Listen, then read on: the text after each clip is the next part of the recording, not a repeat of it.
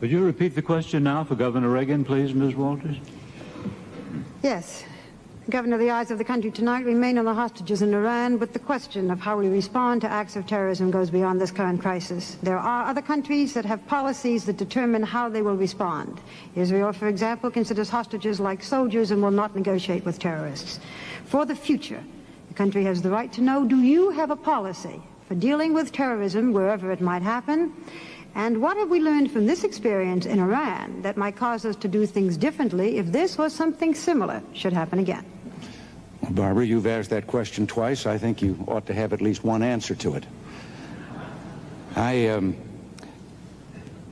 have been accused lately of having a secret plan with regard to the hostages.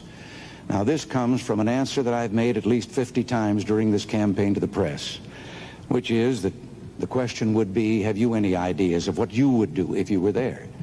And I said, well, yes. And I think that anyone that's seeking this position, as well as other people probably, have thought to themselves, what about this, what about that?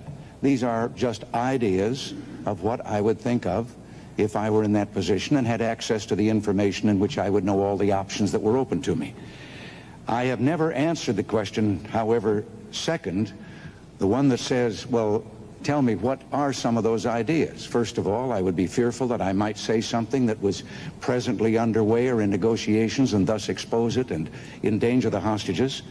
And sometimes I think some of my ideas might involve quiet diplomacy where you don't say in advance or say to anyone what it is you're thinking of doing.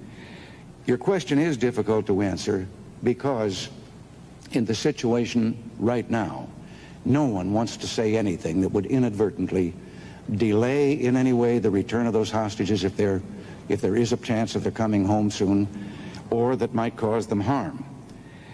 What I do think should be done, once they are safely here with their families and that tragedy is over, and we've endured this humiliation for just lacking 1 week of a year now, then I think it is time for us to have a complete investigation as to the diplomatic efforts that were made in the beginning, why they have been there so long, and when they come home, what did we have to do in order to bring that about?